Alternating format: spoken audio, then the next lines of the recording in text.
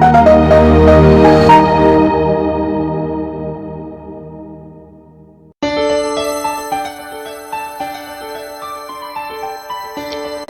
bless you and welcome to CICM District 1D Church Safety Training.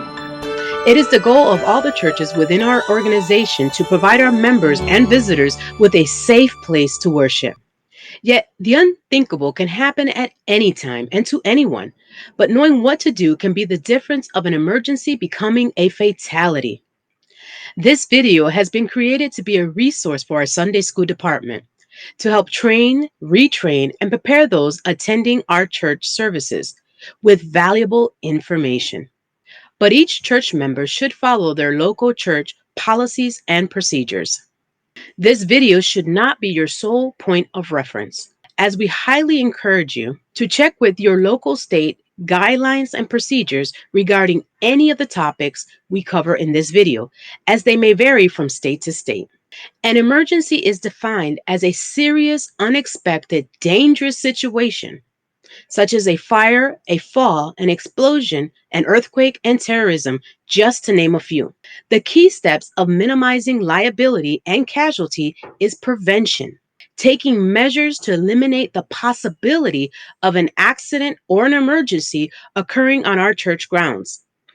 This is accomplished through education, awareness, training, and preparing our staff members and our church members to respond quickly in case of an emergency.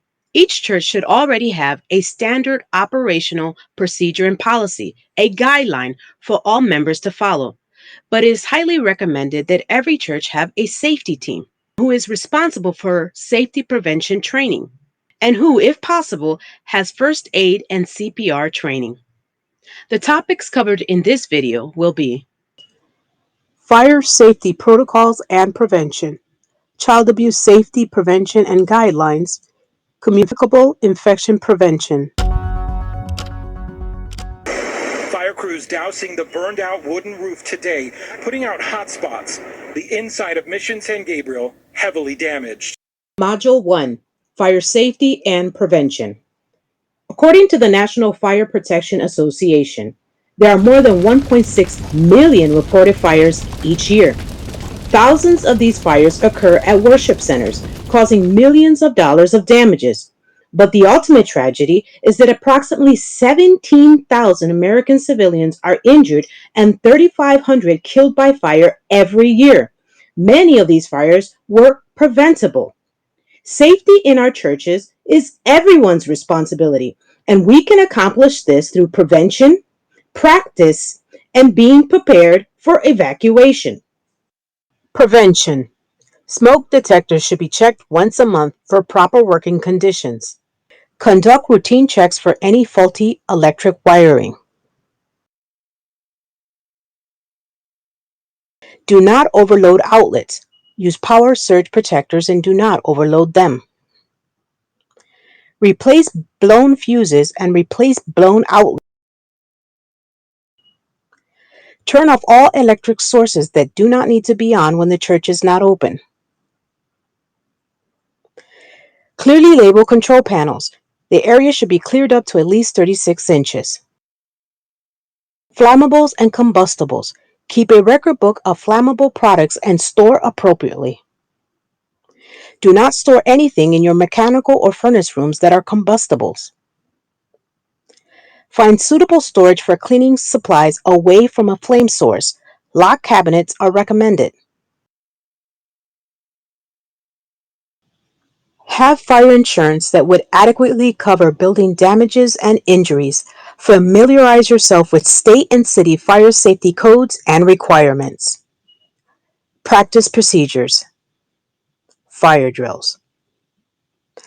A drill provides an opportunity to identify plan improvements without the consequences of a real crisis.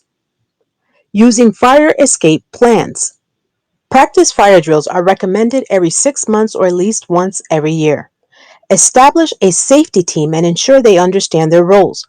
All members of the church, including students from Sunday school, should be participating in all fire drills. Review the SOPs with all members to establish a systematic and orderly evacuation plan. Establish a plan on who will help those with physical limitations and infants evacuate. Review the fire escape plan, floor plans, and practice various scenarios using different exits. Create a meeting place where everyone will gather in case of a fire. This place should be far enough to avoid possible fire debris. Have Sunday school teachers practice taking their attendance book and doing roll call at the meeting place. Have a record keeper track evacuation time. Capture photos of potential hazards and obstruction. Record any corrective action needed and how the issue was corrected. Now let's review a practice fire drill from one of our local churches.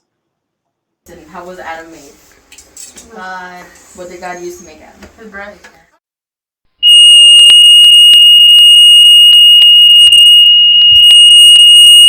Three alarm at 21 in north. 3 alarm at 21 in north.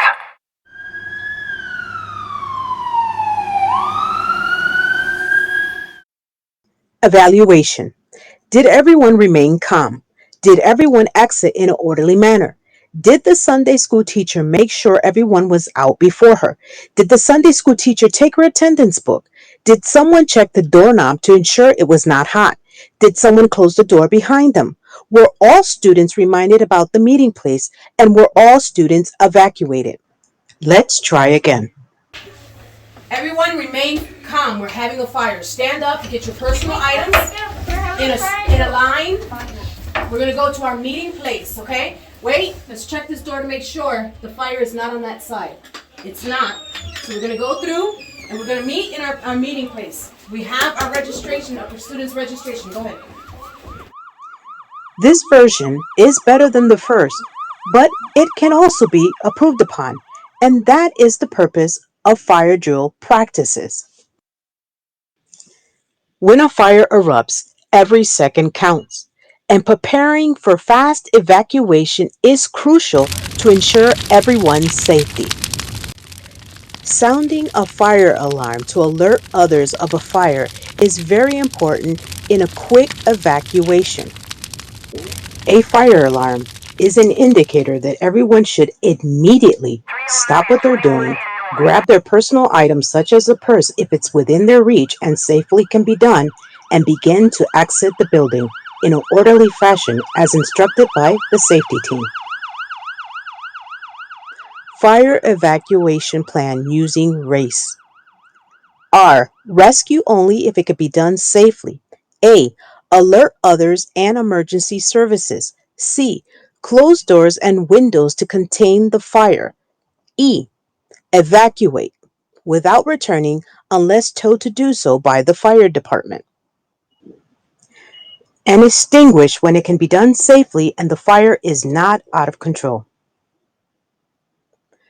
Fire needs 4 elements to start: oxygen, heat, fuel, and a chain reaction. Knowing what type of fire you have can help you determine what type of extinguisher you might need.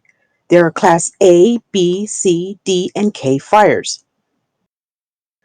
And there are water, foam, powder, carbon dioxide, and wet chemical extinguishers.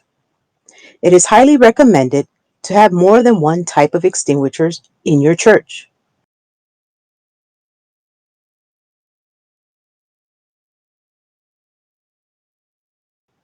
Extinguisher training using the PASS system.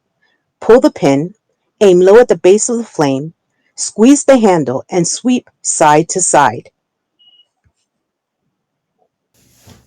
And this concludes Module 1, Fire Safety and Prevention.